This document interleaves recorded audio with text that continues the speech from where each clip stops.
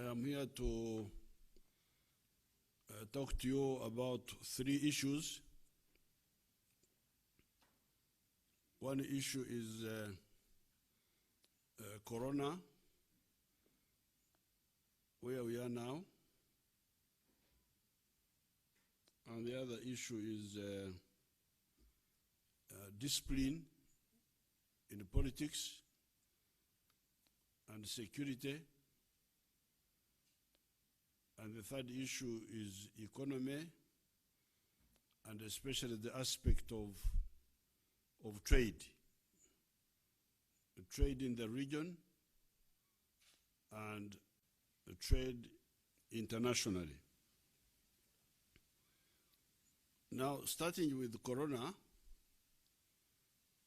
you Abanyankole have a proverb which says that Wakutarenyikiro umsima washesha. The one who guides you, who leads you in the night, you recognize his contribution when you arrive safely in the morning. Now, almost exactly 1 year ago, on the 18th of March, 2020, I addressed you and I warned you about a very dangerous situation that was unfolding in the world. And this was the epidemic, pandemic, as they called it, of the coronavirus.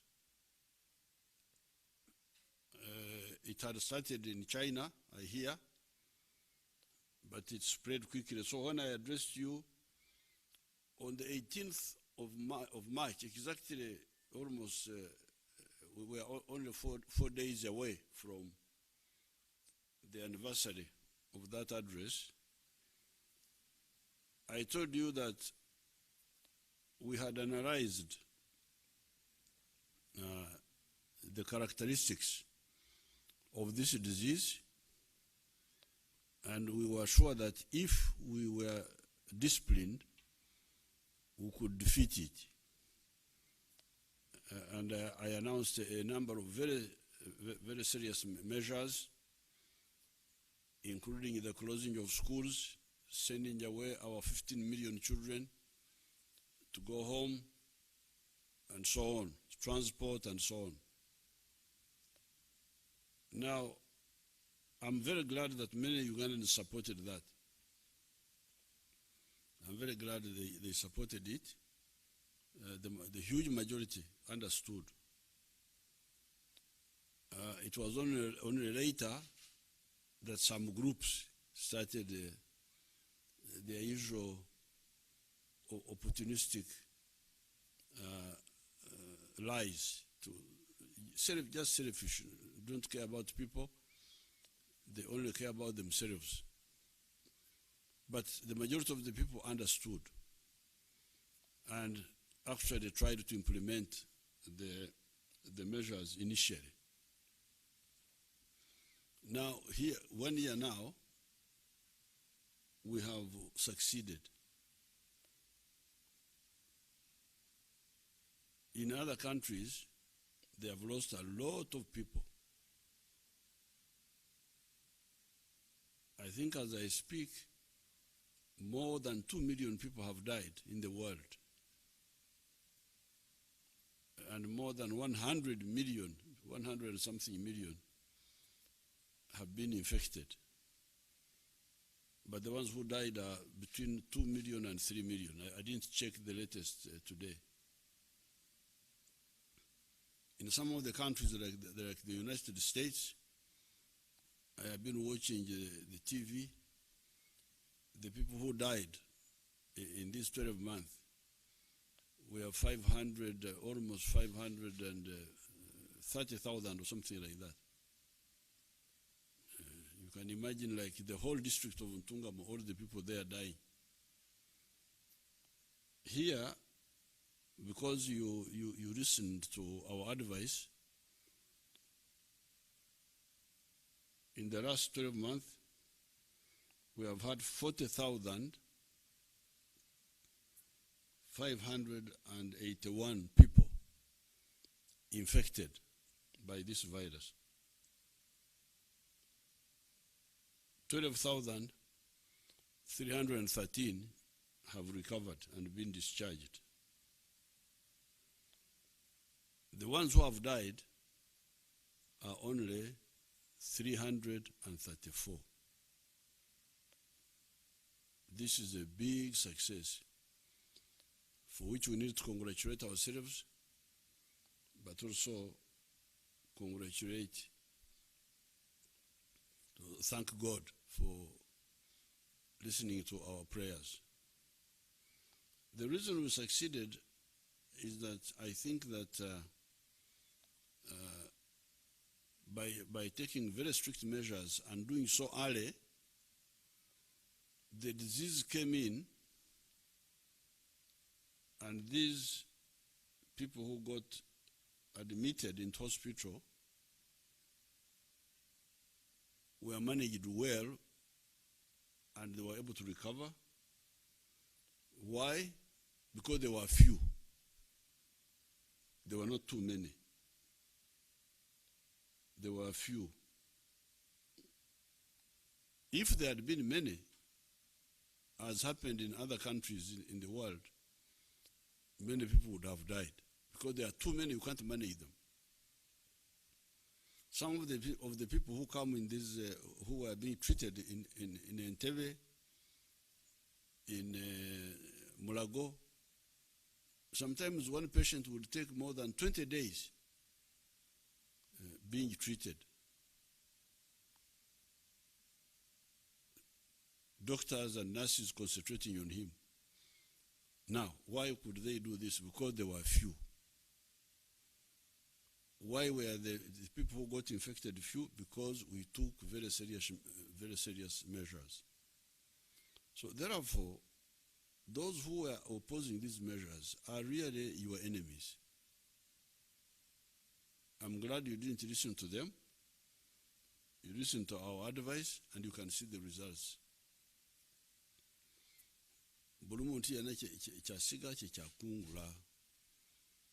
Whatever man sows, that's what he reaps. So I'm very glad. I want to congratulate you by showing obedience, listening, obedience, listening to we, your leaders, who had taken trouble to analyze this disease, and we could see its danger points and also its weak points, and then advise you. We have been able to succeed. As I speak today, in the whole of Uganda,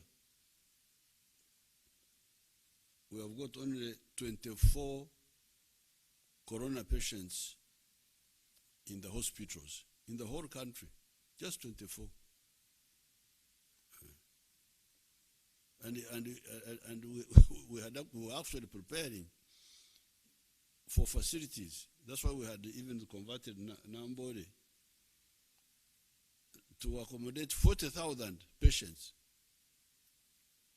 Because that's what I told our people. I said, why don't you use the worst case scenario to plan? Why don't you plan for admitting 40,000 people at a go? And that's what they were building towards. But now, only 24 people are in hospital, in the hospitals all over the country with corona. And out of those, only 8 are a bit severe. Severe, not like being on machines, but needing care. So I congratulate you on this success, because it was our success, all of us. We who advised you and you who listened. We have now started importing vaccines. We have imported the one of AstraZeneca, the one developed by Oxford, but produced in India. We are going to buy more doses of that. And vaccinations have started. Up to now, 1,215 people have been vaccinated. I have not yet been vaccinated, nor has Janet. This is because we wanted to start with the people who are at high risk. These are the people who are working in hospitals, dealing with patients. I had some cases of corona here around us here. Some of our children, the ones who work for us, got infected, quite a number of them, maybe more than a dozen. The ones who were in the press unit, the ones who were in the household, even in the kitchen, they got infected, but we were not infected. I think that was because where we live is quite spacious. The houses are big houses. So even if these children would come in with their corona, the space was not squeezed. Being squeezed is part of, being confined is part of, I think, the reason for infecting one another. When there's space, it seems the virus doesn't go far. So we have not yet been vaccinated. But I'm also making my people look at all these vaccines. The one of Oxford, the one of the Chinese, the one of the Russians. We are also developing ours. We are developing our vaccine. We delayed a bit because, first of all, we had to struggle with our own slaves here who don't believe that we should be self-sufficient. They believe in buying Oksaka, Basaka, Murumugu of Oksaka. Those people wasted a bit of our time in importing equipment. Then even the outsiders were saying, you Africans, why do you want to make vaccines? You wait, and we said you. But we said no, we are going to make it. And my people are now moving. Our children are moving. They are very well educated, well trained. You would hear their story. They are on the right track. So we shall make our own vaccine. And our vaccine will be better than some of these vaccines because our children are working on the new virus, because this virus has been mutating. So what we are targeting is the new version, not the old version. So the vaccination will continue. We have started with this one of Oxford, but we are going to bring the other. There's also the one of Johnson & Johnson, which they say is you don't have, because this one of Oxford you need to do 2 times. One time, then after some time, and again. But the one of Johnson & Johnson, it's once. So the reason I have not been vaccinated is because, first of all, I'm quite careful and well protected by the system here. But secondly, I'm also looking at which of the vaccines should I go for. The Johnson & Johnson, the Chinese, the Russian. Ours will take longer, but it will come also. Maybe it will be used in the future. So the world is getting out of this problem by developing a vaccine. Whichever one we use, you can see that we are getting out of the forest. But we, in Uganda here, we are also working on the therapeutics, on the treatment. As I speak now, something interesting is going on. Some patients, all the patients that our people have been treating have been cured. Been cured by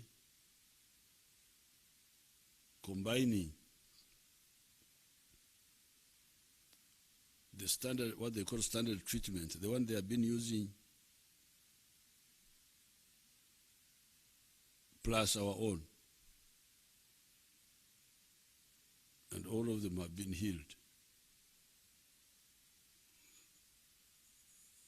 So I asked my people, why do you use a combination of the old and the new? They said we don't want to take risks because we are not yet sure that our new would treat. So it was better to use what was already tried plus ours. Then the question is, then how would you know that ours is working? The answer is, the speed of healing will tell you. If A, the old method was taking 8 days, B, which is the old medicine and ours, will take maybe 3 days. Then you will know that, ours added something. And then once you are sure, you can now remove the other, the A, and you remain with the B. And I can tell you, we are moving very well on that one. My people had a problem of getting patients because now we are short of corona patients of the right type, because we needed a patient who has just been infected but not yet damaged by the virus, because this virus damages people. Even when you get healed, it can damage the lungs, those internal organs. They say it even affects the brain. So, experimenting on somebody who's already damaged, you will not be sure. So that's why it took a bit of time to get the patients who were the right type. Just infected, not yet damaged. So, because what we want to confirm is that our medicine kills the virus. So that's what is moving very well, the therapeutic. Then we have also been moving on the diagnostics. My young people, they are developing an economy called pathogen economy. Pathogen. Pathogens means a wuka, the germs that affect people.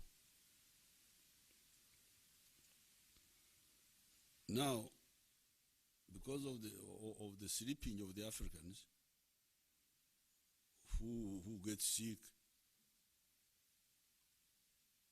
other people have been making money out of our sicknesses. Yet sicknesses are also a business. Why don't you turn adversity into opportunity? Lwaki ebiwuka bino tetubifuula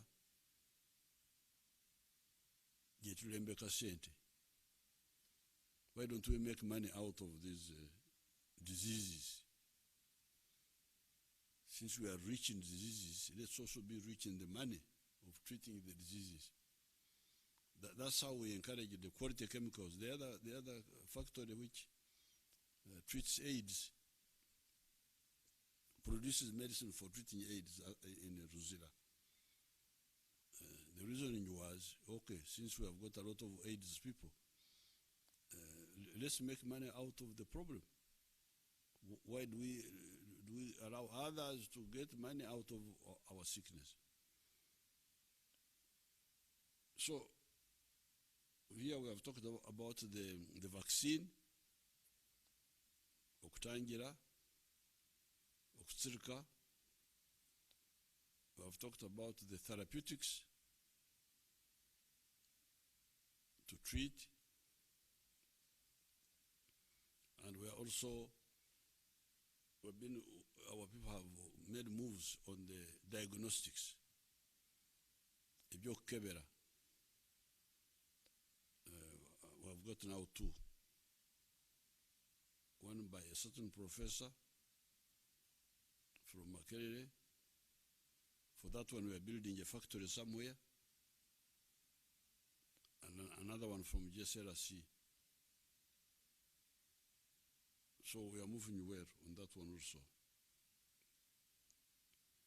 So therefore, on Corona, I want to congratulate you for listening to our advice, and we can see, but in the meantime, please, keep on wearing your masks, observe the SOPs, standard operating procedures,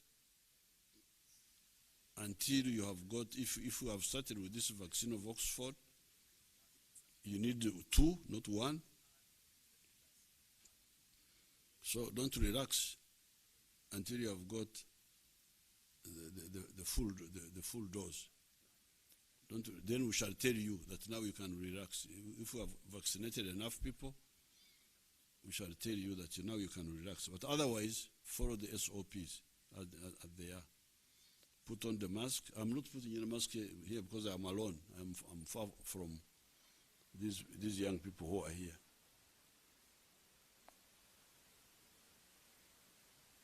Put on a mask, social distance.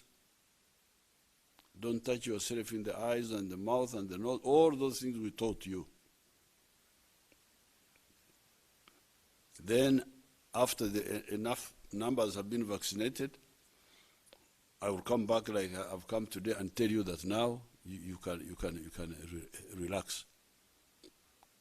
We lose people unnecessarily, because when I remember people have died, really, Dr. Kisamba Mugerwa, Alhaji Chiveji Chirunda, people like Bishop Kagwa in Masaka, people like the letar Fred Mubanda, our former PS, Kasim Mubanda, the woman, the former MP, Nantongo, the former MP, Fojotera, Arupo, the MP of Parisa, Watongo Rahajat, the one of Kamuli. All these were unnecessary death because of not taking precautions. Now, the second topic I want to touch on tonight is discipline. Discipline, especially in politics. The courting case is now finished. I couldn't comment because there was a case in court which had been taken there by the Honorable Robert Chagulanyi, saying that we had NRM had cheated them. On the contrary, it is the opposition, especially this group of Kyagulanyi, which cheated massively. Everybody in Uganda knows who cheated. It was the Kyagulanyi's group. Those votes which they are talking about, 3 point something million, those are not there. It was ballot stuffing massively here in Kampala, in other parts of the country, where we had weak organization. Of course, the ballot stuffing, they were helped by the weak organization of the NRM. Because some of them would start ballot stuffing at 5 o'clock. There are so many stations where they would start ballot stuffing at 7 o'clock. When the NRM so-called vote protectors come, I don't know why they were keeping quiet. Then intimidation by, I have reports here of very vicious intimidation by these NUP supporters in many areas, especially in Uganda, but also a little bit in the east, a little bit in Busoga.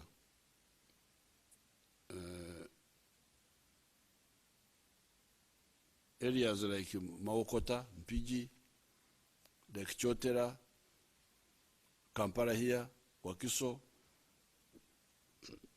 very vicious intimidation, even attacks,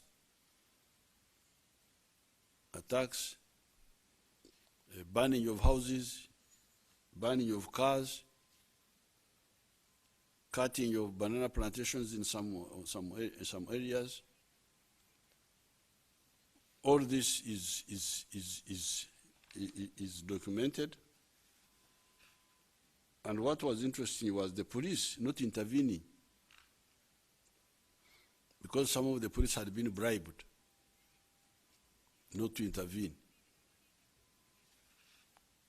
Like, for instance, in one area,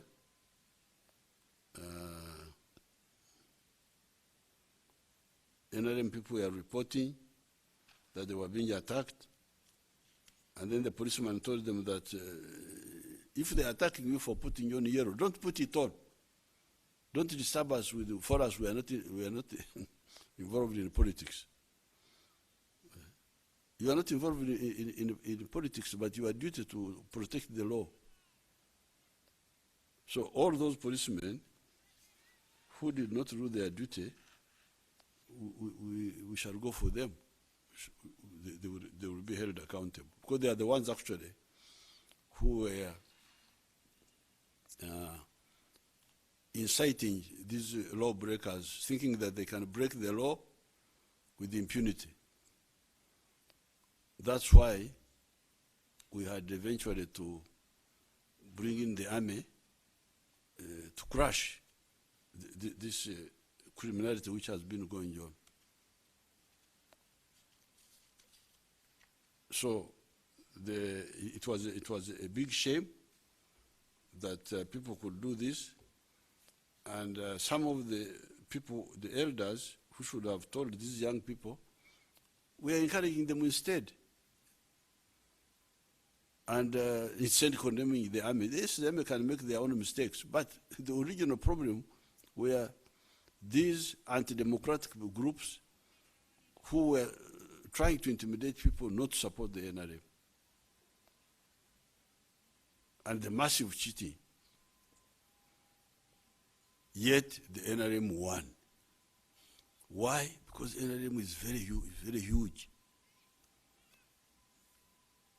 It is an elephant.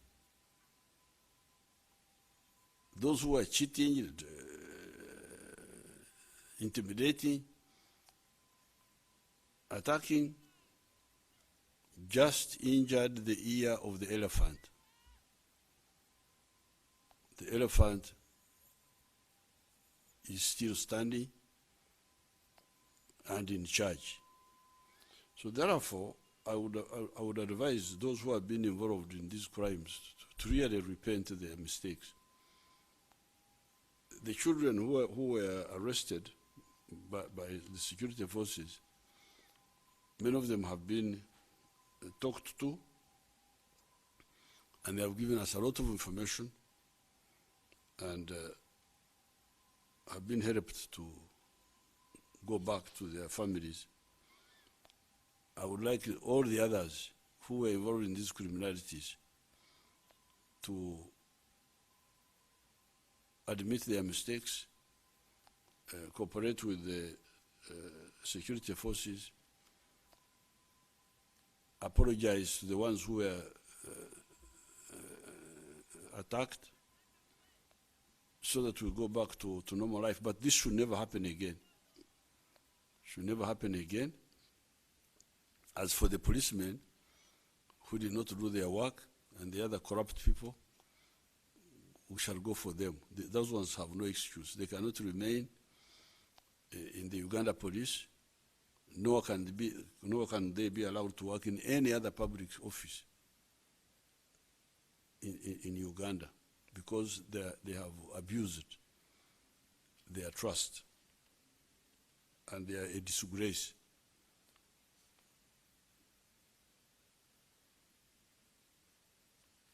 The young people who are being arrested, as I told you the other time, I devoted my other speech on that. Many were released, some were put in court. Others helped the security forces to dismantle the criminal plans. Now, the opposition have been again planning that they will stop the swearing in of the president. They won't.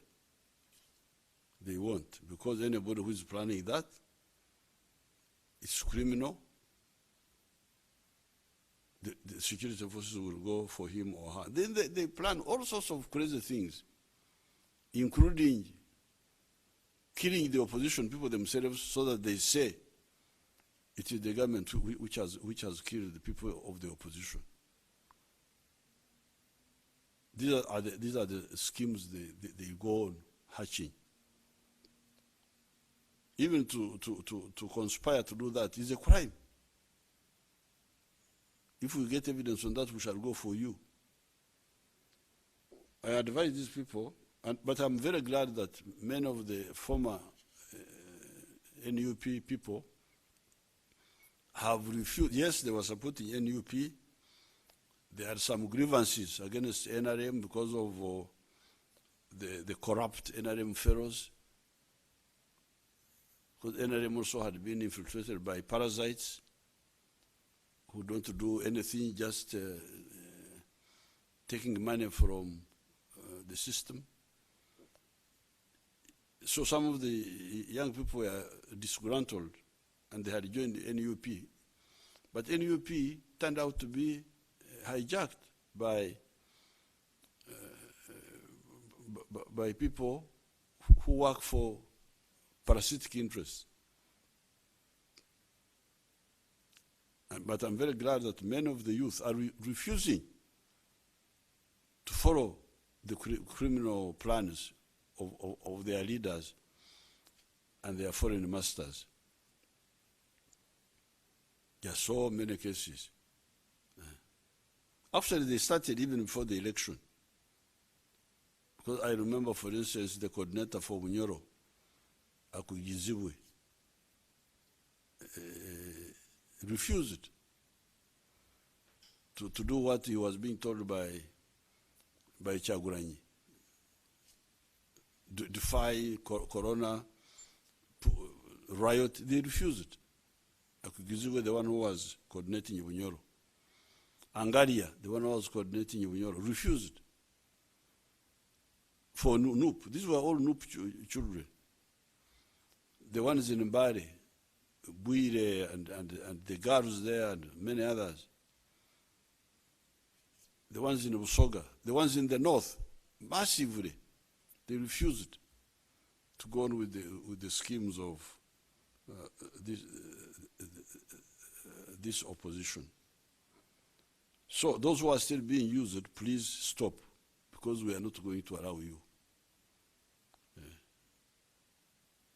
You saw the massive deployment we did on election day. You had been told that you would stop the election, but you couldn't. You couldn't. You can't disrupt Uganda. Whoever is deceiving you is deceiving you. So that is on the issue of war. Then part of the problem is caused by the media.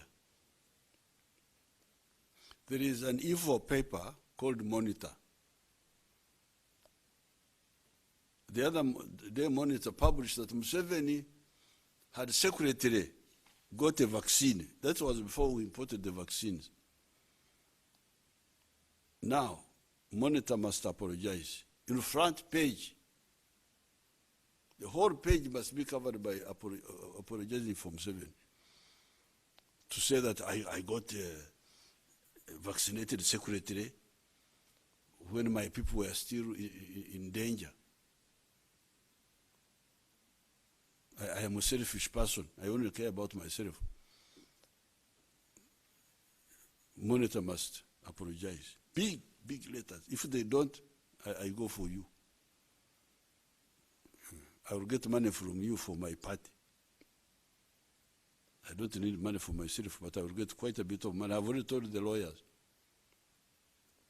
Get massive money from those crooks of Monitor. That Monitor is supposed to be a paper of Aga Khan.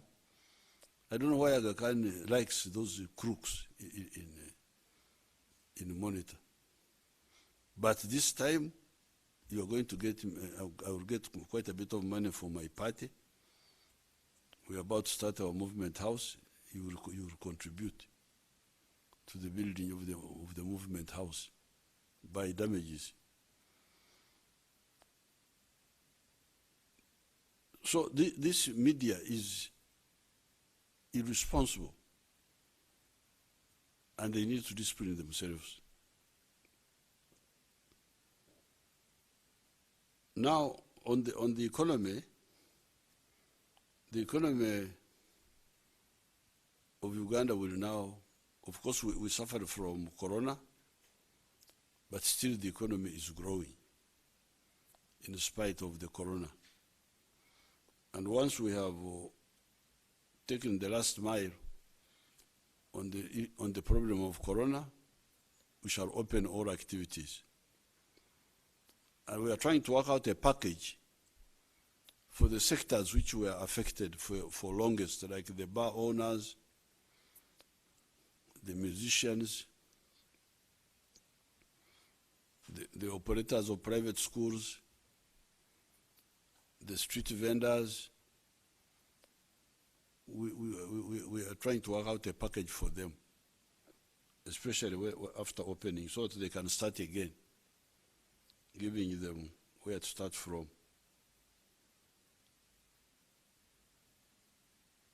Otherwise, the economy is growing,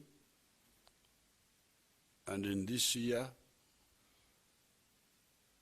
we expect the final investment destination on petroleum to be taken, so that the oil companies start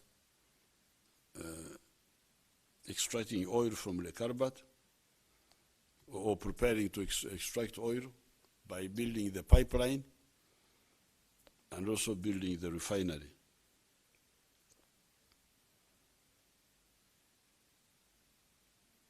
However, even in the meantime, even before all that has happened, as you have seen, we have got a lot of production. I mentioned this during the campaigns. While Uganda in 1986 was a land of shortages, it is now a land of surpluses. Surplus sugar, surplus maize, surplus milk, surplus bananas, surplus cement, surplus industrial products, mitayimbwa, everything is surplus. Unlike 1986 when it was shortage. Ebola rufuse ekyengera. Amafa gahindukira omweru. Where there was shortage, there is now plenty. Now, this brings in the issue of trade, of market. Where do you sell what you produce? This is what we have been telling you. The NRM, from the 1960s, specifically for me, in my case, from 1963, this is 58 years ago, we have been telling Ugandans that in order to solve the issue of market, we must work for the integration of East Africa and of Africa. Now, some of the people, instead of listening to that, they talk about tribes. Tribes. They talk about religious groups. We have been telling you that this is false ideology. The ones who tell you about tribes, the ones who tell you about religious sectarianism are false prophets. Banabi abobulimba. Banabi abebshuba. This is because tribal organization, religious sectarianism will not solve our three problems, our three needs. Need number one is prosperity. Our families need to be prosperous. Prosperous how? By producing and selling what we produce. When I produce and I sell, the more I sell, the more prosperous I become. I've been telling you many times that me being a Munyankore and producing milk and producing beef and producing bananas and producing coffee and producing tea. Many of the Banyankore don't support my prosperity because they don't buy my milk. Why? Because they also have milk. They don't buy my beef. They don't buy my bananas. Why? Because they have the same. The people who support my prosperity are after the people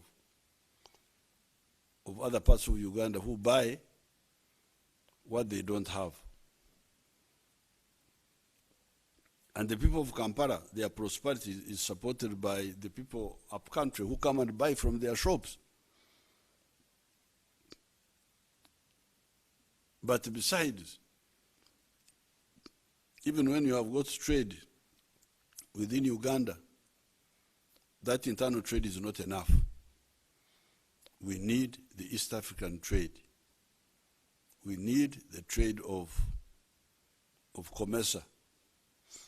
We need the trade of Africa. So that's why we have been talking of integration. During the campaign, I showed you this paper.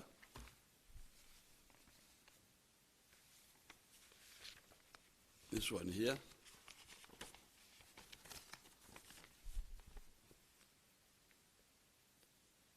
This picture was on the 6th of June 1963, when Mwalimu Nyerere, Mzee Obote, Mzee Kenyatta were in Nairobi, and they were declaring that 1963, before it ends, the East African Federation will be launched. East African Federation.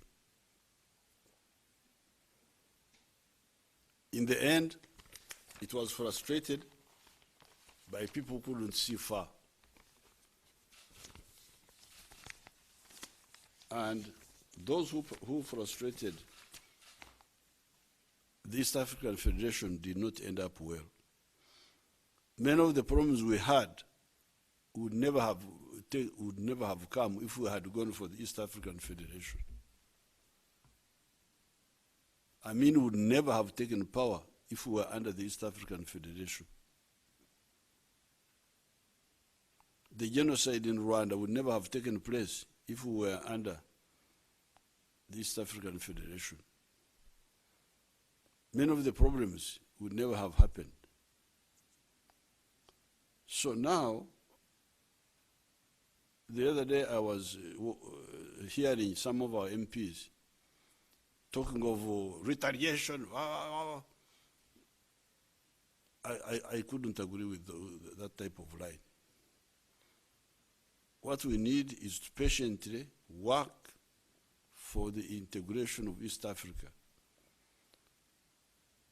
When I had a chance to read Uganda, one of the other things I did was to work with Mzee Moi, Mzee Mwinyi, eventually Mzee Mkapa, to revive the East African common market. We have done that. We have now a common market. And Uganda is benefiting a lot from that common market. So when I was hearing some of the fellows in Parliament, the way they were talking,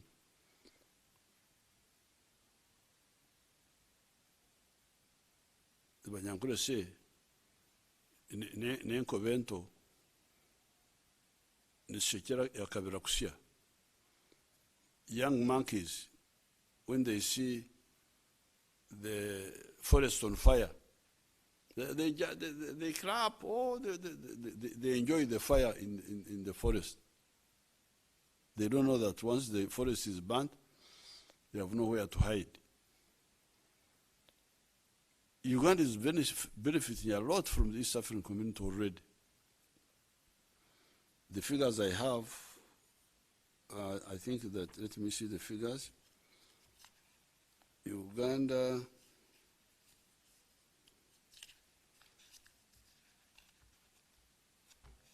is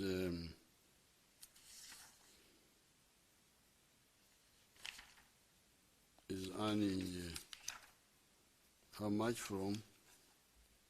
The figures are here. In 2019, from East Africa, Uganda earned about $1.2 billion. And from COMESA, it earned $1.7 billion. So Uganda is earning a lot. But of course, a treaty, because the common market is under a treaty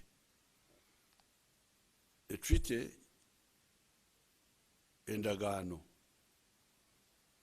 is different from the union. If East Africa had united, the trade within East Africa would not be governed by treaty. It would be one country. Just like the producer of textile in Niger does not negotiate with anybody to sell in Karamoja, to sell in West Nile, or to sell in Kisoro. It is much easier to, that's why other countries united. Germany was 39 kingdoms in in 1870. 39 kingdoms, Prussia, Bavaria, Saxony. And at that time they couldn't trade. But when they became a united Germany, goods could go from one end to another end. Now, some of the people were saying that the idea of federation would not solve the present problems. I'm not saying that the federation will solve the present problem of maize, but I'm saying that this problem of maize would not arise if we had gone for the federation. So therefore, I would invite especially the young people, because when we were supporting these efforts, we were young. We rejected tribalism when we were young, and we supported patriotism and Pan-Africanism. So therefore, yes, we are going to, the idea of retaliation is not a good idea, because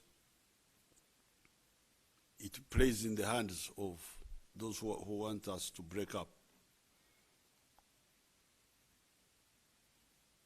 In 1986,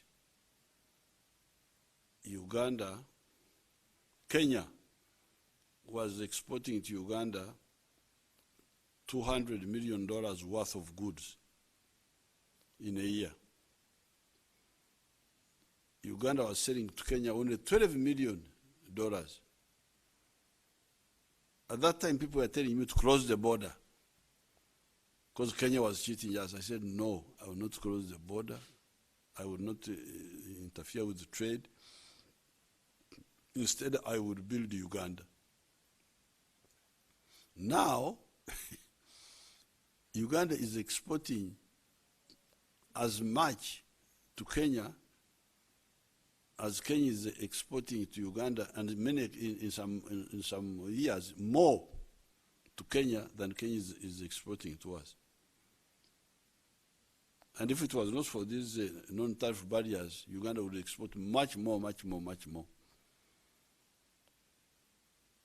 So patience and focus is what we need, and negotiations.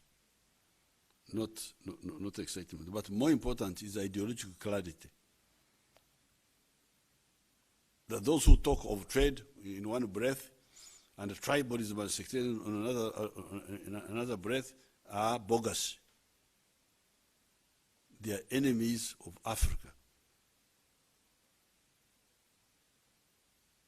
Africa needs integration, needs patriotism, needs Pan-Africanism.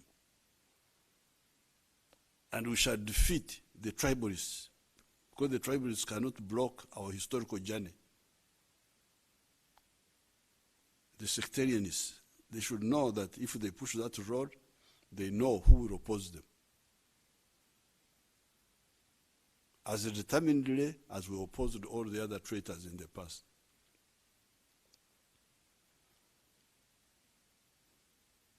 You get in touch with our brothers and sisters in Tanzania, and Kenya, and Rwanda, and Burundi, and Congo. Instead of going to Europe, to all over the place, go and discuss with our African comrades. I was watching Tanzania TV today. There was a young boy there who was again repeating what Mwalimu was saying. Spend more time by talking to the other East Africans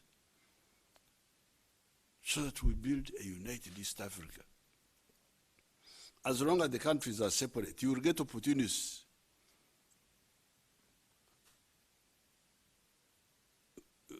Parasites. Because now the issue of maize. Uganda produces maize cheaply. And because we produce maize cheaply, we can undersell anybody in the world. Now, because we produce cheap and good maize, that means we also have good chicken, because chicken depend on animal feeds. Now, because of that, some of the parasite groups in some of the neighboring countries, they get worried. Oh, cheap maize from Uganda, you're going to take our business. Cheap milk from Uganda is going to take our business. We can't solve that by retaliation. We need to solve it by engaging them. If necessary, inviting them, you come. Okay, you come and be part of the business in Uganda, so that you are part of producing the cheap maize, and you sell it to the other place. Dialogue, engagement, cooperation is what we need, not just empty shouting on TVs, so that they see that you have spoken, even when you have spoken nothing. In this Kisanja, because the mistake makers have seen their own mistakes. During the campaigns, I was showing you my message for the last 54 years. I started in 1966, sensitizing people in my area there about going from Okore Chidachonka and working for the stomach and the pocket. Where people have listened to my message, they are prosperous. Recently, I sent a team to go around and witness. And they have gone around. They have seen. They have gone to Rengaju in Fort Portal. They have seen how the whole parish has been transformed because they listened to my message. They have been to Kisozi. Kisozi, I've got 2,300 homes near me. When I went there, they were all democratically poor. Now, they are all, about 1,700 homesteads are engaged in money making. The villages have changed. The team has been visiting some parts of Ruero. There are some families which have changed.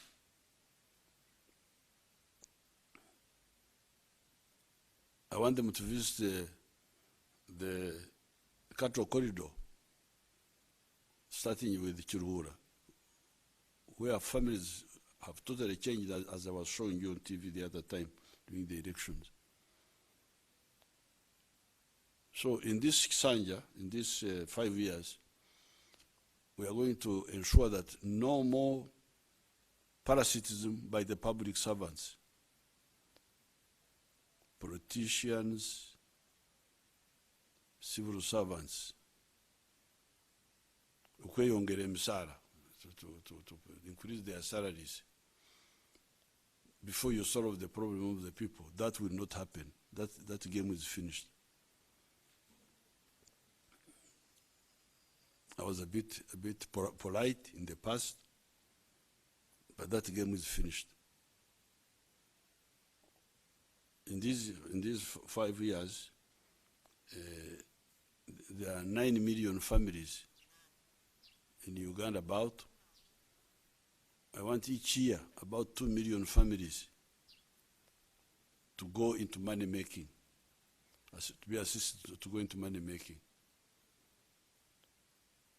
So that by the end of 5 years, all the 9 million families would have gone into money making.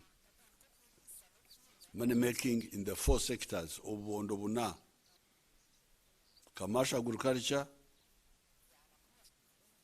obulimi n'obulunzi obukola sente,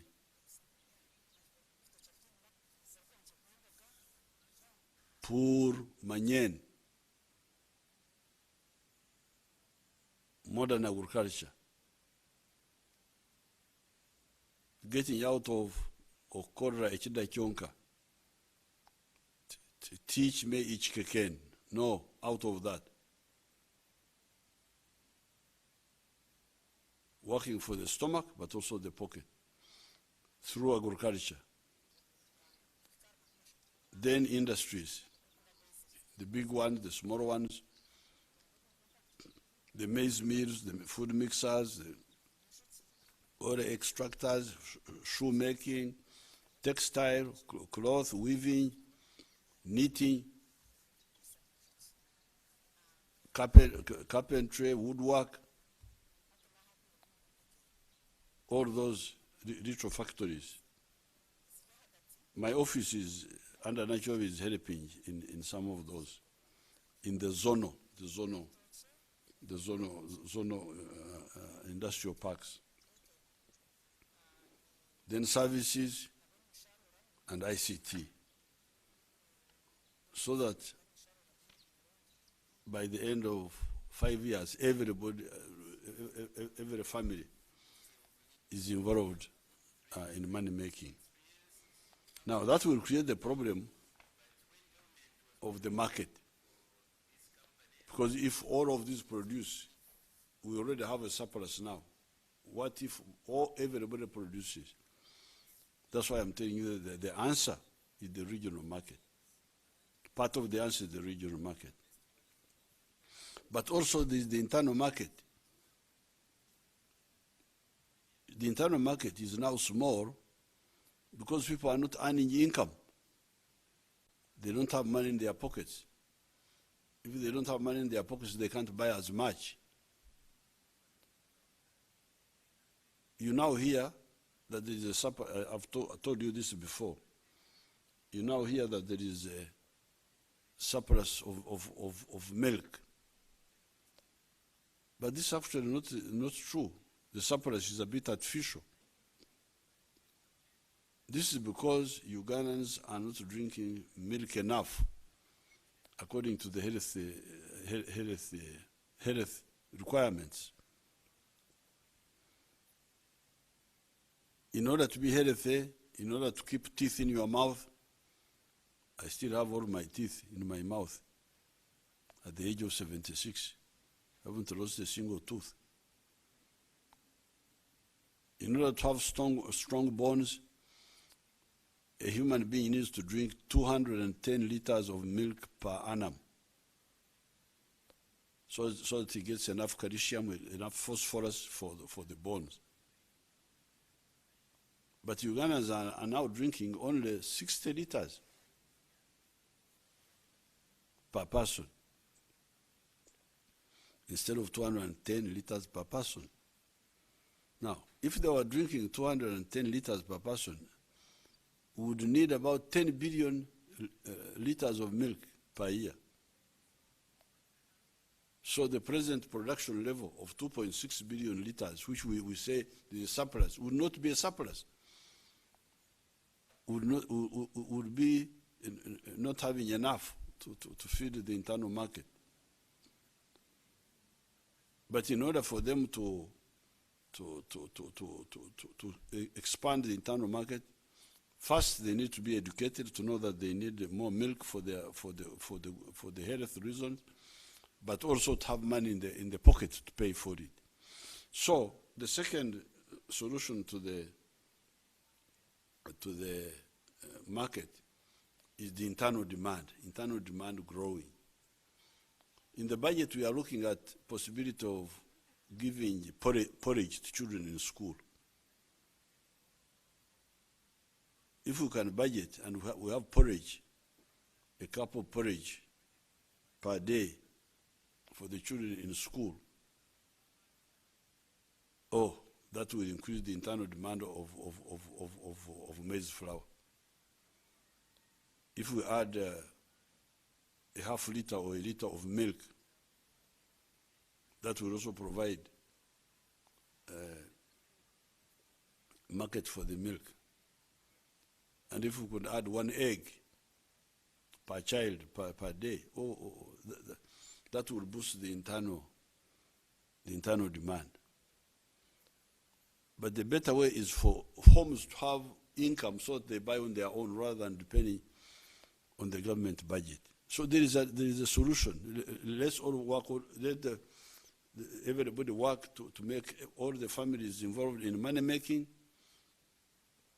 so that the families have money, and because they have money, they buy. Textiles, the people are not buying enough textiles. The other time I was telling them that how many bed sheets are there in a home? If there are 10 children in a home, each one should be having 4 bed sheets. When you use 2, you wash the other 2. Two sheets, one pair, then another pair. But what is the situation now? Next time I come here, I will give you the meters per person, meters of textiles per person. You will see that it's not big compared to the world. So the other issue is the other answer is the internal demand to grow. It will grow. So therefore producers don't despair. The answers are there. The final one is international, the international market. But in order to qualify for the international market, we must meet the standards. Like this aflatoxin they are talking about. It is because of bad harvesting, of bad storage, and so on. So the international market is there. For instance, the Iranians came here, they wanted to buy all the maize. But the maize had aflatoxin. And the Iranians went away. The Iranians who went away were not the Kenyans whom you are quarreling with now. For them, they wanted to buy everything. Why did they not buy? Because they found some quality issues. In Nigeria, they want to buy all the milk, all the powdered milk. They are our good friends. I approached them politically, and they came. They wanted to buy. But they said, no, we cannot buy because your country has had foot and mouth in the last 12 months. Why are you, the Banyankore, keeping foot and mouth in our area? Why don't you really be tough on those who move cows illegally and spread the foot and mouth? Because you know them. Of course, the officials also should be knowing them. But even if the officials are corrupt, it is we who lose. To a henna, we punish ourselves by allowing corrupt officials to use their corruption and keep foot and mouth in our area.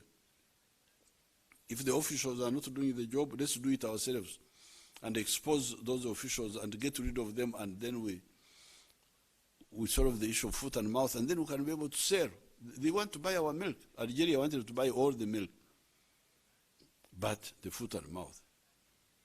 So the market is there, the internal, people need to have money in their pockets. The regional, more negotiation and more mobilization, and for the ultimate answer is the federation. Because once we reach federation level, then the market is one. Many fellows like to go to the US. Yes, the United States is prosperous because they united their area. The 13 colonies of the British united and formed the nucleus of the United States. There are now 50 countries in one union. Texas, California, 50 of them, which they built because those are new countries. I will invite some of our people to a place called Biharwe. There is a hotel called Igongo. One of our people has built a hotel there. and developed a tourism site there, celebrating the eclipse of the sun of 1520. That eclipse, which happened at Biharwe, they call it Wirakabe de Banyankore,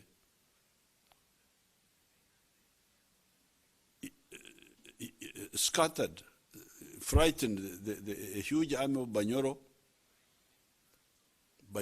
who had raided cows from Rwanda.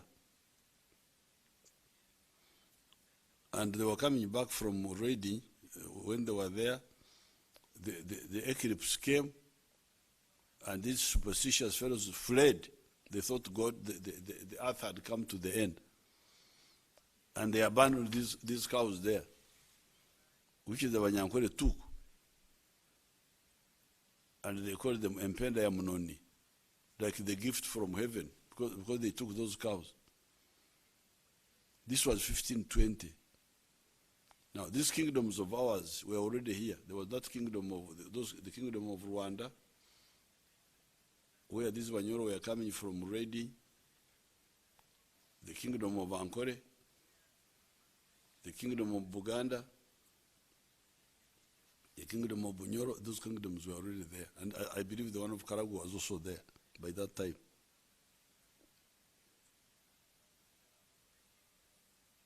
This is 1520. A country like the United States was not there. That country was not there. United States, these whites went to live there in 1623. This is now almost like a century after the eclipse of Biharwe. 1623, that's when the Mayflower went.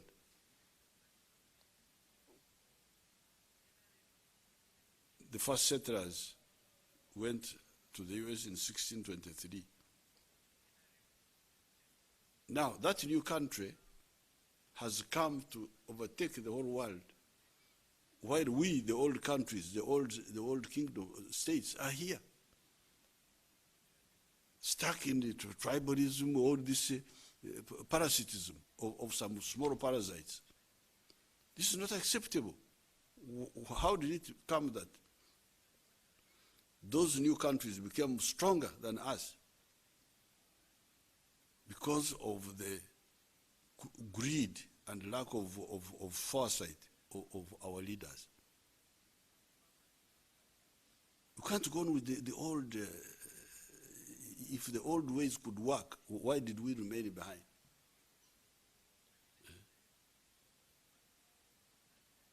So those new countries succeeded because they solved some of the problems of the human being. One of them is the market. Where do I sell what I produce? In the US, you have got a land of 3 million square miles. Uganda, 93,000 square miles. Some people think it is too big. It's too big. We should break it into tribes. There you have land of 3 million square miles with 320 million people. If I produce a product in New York, I can go and sell it in California. That is like 4,000 miles away. Same with India, same with China. Producers they have very little work. You produce, and what you produce is automatically sold in a big market. Here, you produce, when you are beginning to grow up, the market is, you can't go to Rwanda, you can't go to Kenya, you can't go to...